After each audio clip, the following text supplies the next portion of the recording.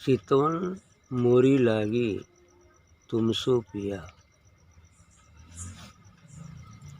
साहब जी का कहना है कि मेरा चितवन अर्थात मेरा ध्यान ही सद्गुरु आपकी तरफ ही लगा हुआ है। जीव रूपी स्त्री का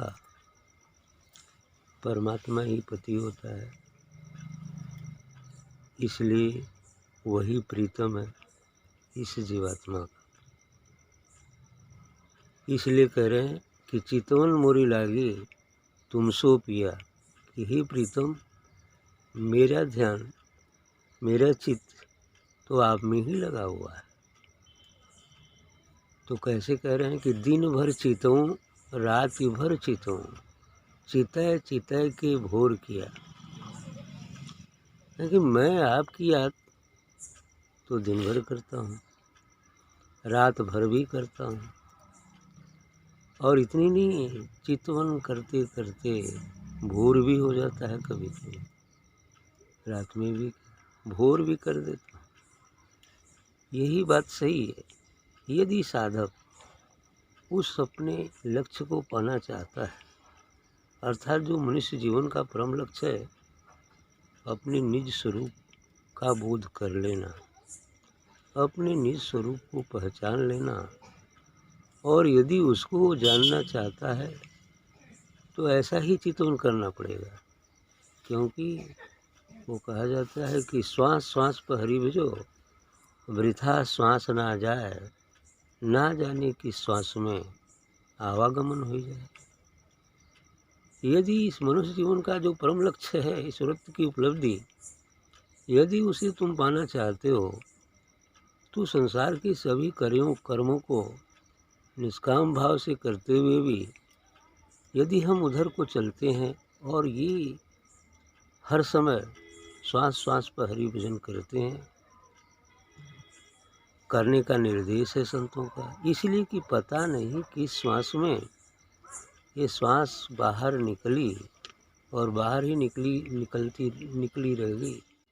चितय चितय के भोर किया, यानी जिस श्वास बाहर निकली और बाहर की बाहर ही रह गई तो बेकार हो जाएगा, ये जीवन ही समाप्त हो जाएगा। और संत मत का यह भी नियम है कि अंतमता सोगता के सिद्धांत से जीव को गति प्राप्त होती है। अगला जन्म कौन सा निश्चित होगा उसके अंतिम विचार के अनुसार ही होता है। इसलिए अंतमता सोगता का सिद्धांत लागू होता है। यदि अंतिम समय में मरते वक्त जीव जिस तरह की याद करता है उसी की तरह उसकी गति होती है। और साधारणतया यह भी देखा जाता है कि जो जिस प्रवृत्ति का होता है उसी तरह की उसे याद आएगी। क्योंकि जो जिंदगी भर करता रहा तो अंतिम क्षण में भी तो वही आएगा। यदि कोई शराबी है तो शराब की याद आएगी, यदि कोई कामी है तो काम की याद आएगी, यदि कोई चोर है तो चोर की चोरी की याद करेगा। ऐसा ही नियम है। इसीलिए संत जन का कहना है कि 24 घंटा हरि भजो। अब बैठकर भजने की बात नहीं की जाती, 24 घंटा बैठ के काम करो, संसार के सभी काम को छोड़ दो, ऐसी बात नहीं है।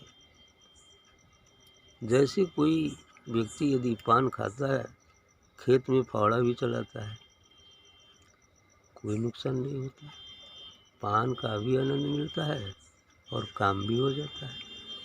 यदि कोई पान खाकर मोटरसाइकिल चलाता है, कार चलाता है, तो वो भी काम करता है, लेकिन साथ ही उसके आनंद का भी, उस पान का भी आनंद लेता है।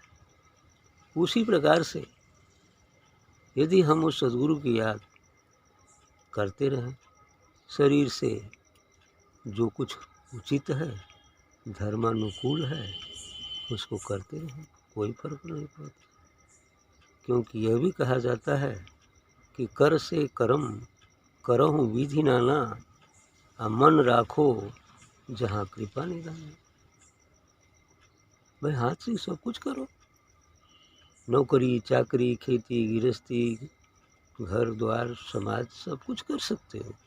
ये नहीं कि नवोटी लगा के जंगल जाने का आज के इस कलयुगी प्रवेश में कोई निर्देश नहीं देता। आज तो घर में रहकर भी कर सकते हो, आधा घंटा सुबह आधा घंटा शाम करके भी आगे बढ़ सकते हो। फिर तो ये स्वयं घटित होगा, अपने आप होता रहेगा। तो इसलिए कहे ये कि दिन भर चितऊँ राति भर चितऊँ, चितय चितय के भोर किया, याद करते करते भोर हो गया। हम चितई तुम चितवत नहीं। अब साहब कहते हैं कि मैं तो आपकी याद करता हूँ सो, लेकिन आप तो याद नहीं करते। आप याद तो नहीं करते। नहीं कौन मोरी तकसीर पिया, ना ही कौन मोरी तकसीर पिया। मेरी कौन सी ऐसी गलती हो गई है, तकसीर हो गई है, जो आप नहीं चिंता करते हैं। ऐसी बात नहीं है। सद्गुरु एवं परमात्मा तो सब देखता है, सब जानता है, सब उसी में तो है और सब में वो भी है। फिर वो क्यों नहीं चिंतन करेगा? लेकिन करता है, लेकिन फल उसके कर्मानुसार ही होता है। वो उसके लिए तो सभी प्यारा है।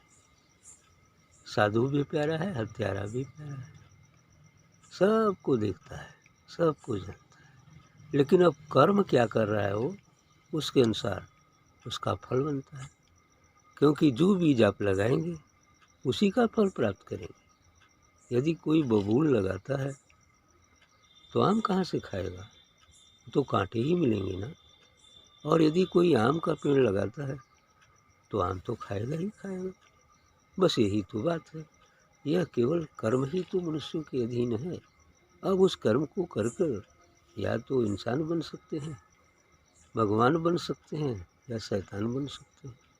सभी चीज़ उनके अधीन दे दिया है परमात्मा ने। ऐसी कोई भी चीज़ नहीं जिसे मनुष्य न प्राप्त कर सके अपने कर्मानुसार। तुम्हारे चितवे सब जग चितवे, तुम चितवो मोरी ओर पिया। तुम्हारी चितय सब जग चितवे, तुम्हारी ओर तो संपूर्ण संसार ही चितवन करता है। लेकिन अब वो खास कहते हैं, एक जगह और भी कहें कि मेरी आँख में ऐसा बस जाओ कि आँख में ही बसे रहो, न मैं किसी को देखने दूँ और मैं न तुम्हारे सिवा किसी और को देखूँ। यही बात इनकी जिद है। तुम्हारी चितय सब जग चितवे, तुम चितो मोरी ओर पिया। कहते यही प्रीतम, यही सदगुरु, वाह परमात्मा, बस तुम मेरे ही ओर ही देखते रहो। कहें कबीर सुनो भाई साधु, चितय चितय अपना लिया। बड़ी युक्ति बढ़िया लगाए। कबीर साहब कहते हैं कि साधुजन ऐ संतु सुनो, मैं तो याद करते करते उनको अपना लिया, अपना ही बना लिया।